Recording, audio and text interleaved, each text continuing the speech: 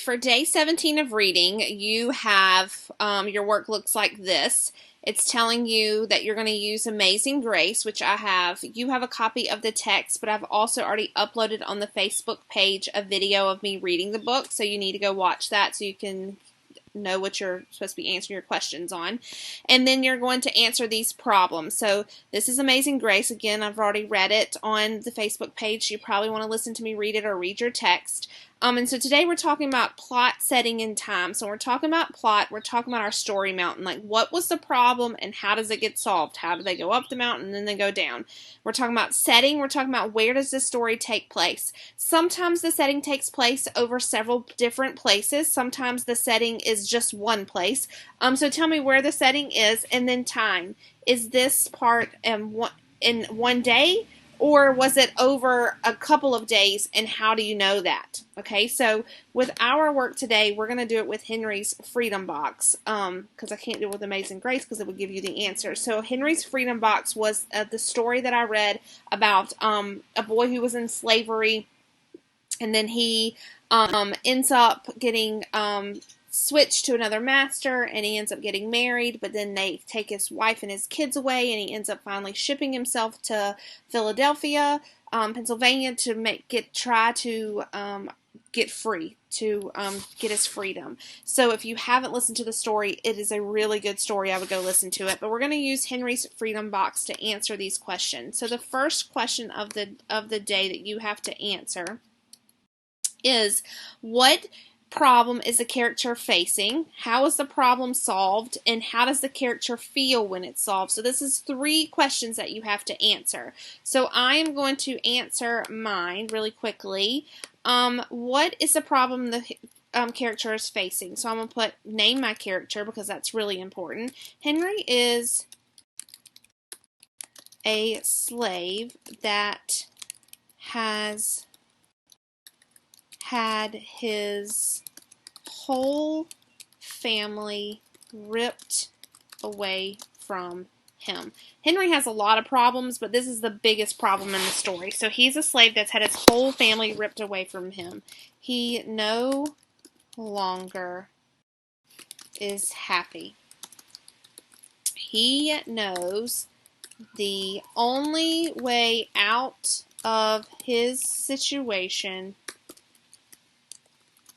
is to get to a free state. And those were states that they didn't have slaves. Okay? So, he has to get to a free state. So how does he do that? Well, he mails himself to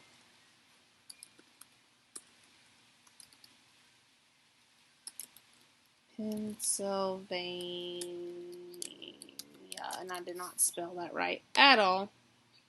There we go. He mails himself to Pennsylvania to get to some men who could set him free. Okay. Now we know this isn't an easy task. He almost dies from being upside down, but it is solved. So he eventually makes it there safe and is now a free man, no longer enslaved. So how do you think he feels when it is solved? I think Henry felt very relieved and happy that he no longer was a slave. Okay, so that's how you answer it. You have to tell me what your character is facing, what problem is Grace facing, what does she want to do when something's happening, how is the problem solved, and how does she feel when it is solved. Okay, so Henry's a slave that has his whole family ripped away from him. He no longer is happy. He knows the only way out of his situation is to get to a free state. He mails himself to Pennsylvania to get to some men who could set him free. He eventually makes it there safe and is now a free man. I think Henry felt very relieved and happy that he was no longer a slave. Okay.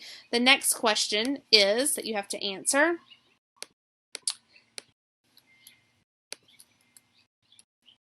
Maybe. what is the setting? Where does the story take place? So,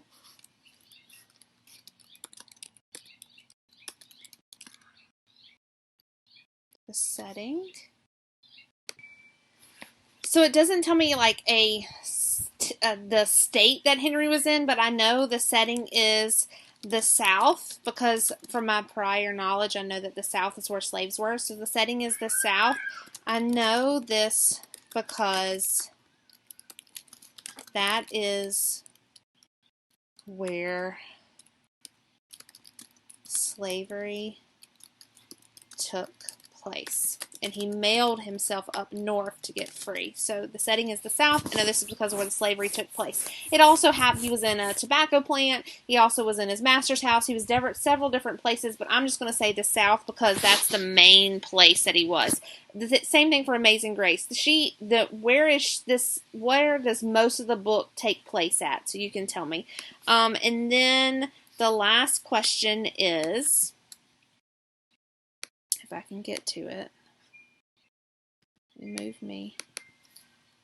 Does this story happen in a day or a couple of days? And you're supposed to put, how do you know? How do you know? All right. So this story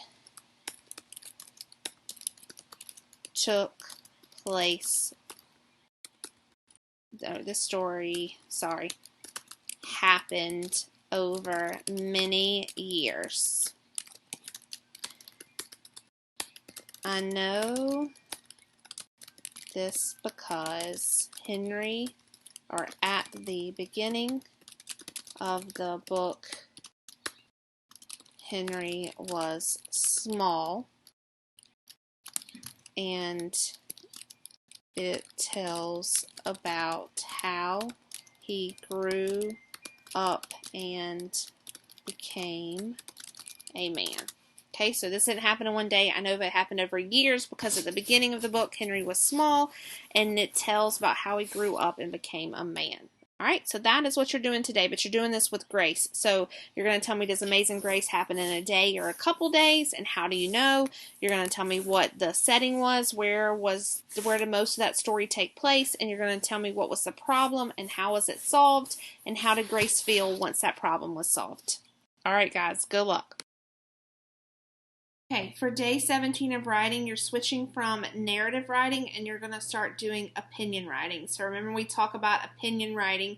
We come up with an opinion we're going to write about, and then we come up with reasons and examples for that opinion. To do a good opinion writing, you have to have at least a double stuffed, what we call Oreo. So meaning that you give two reasons and two examples. Triple stuffed is even better, but we like you to go ahead and master what we call our double stuffed Oreo. And if you remember, it looks like this.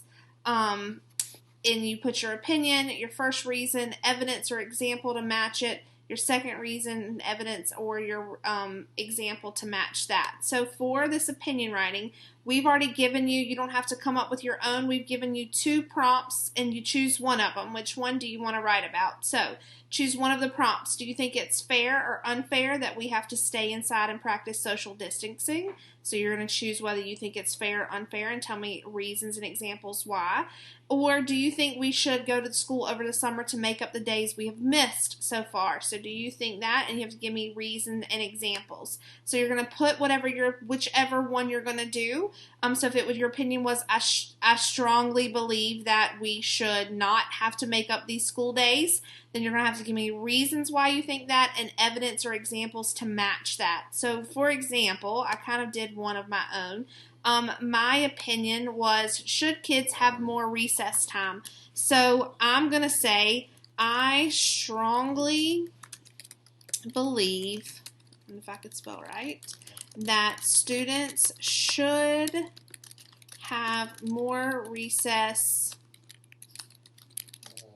time each day. Okay, so there is my opinion. So that's what you would write right here. Not about recess, but about this. Should we have social distancing? Do you think it's fair or unfair, or do you think we should have to make up the school days? So that's going to go there. So I strongly believe we should make up school days. I strongly believe we should not make up school days, or I think it is totally unfair that we have to stay inside and do social distancing, or do I think that it's right that we should stay inside and have social distancing? Once you have your opinion, then you come up with your reason. So since I'm talking about recess, I had to come up with a reason. What is a reason? Why do I think kids should have more recess? Well, number one, kids need more time to get their energy out, okay? So reasons are really easy to come up with. Is the examples that sometimes we struggle with. The examples is explaining why that matters. So, why does kids need to get their energy out? Why does that matter? Well, I wrote, kids are in school from 7:10 to 2:20 every day. They only get 20 minutes of recess each day. That's not enough time. Now, again, I'm going to explain this even more and go into more detail when I do my flash draft. But today I'm just getting my thoughts out, okay? So I gave a reason, they need more time, and I gave why that mattered, okay? Then the second reason, kids need to get exercise. That's my reason why we should have more recess.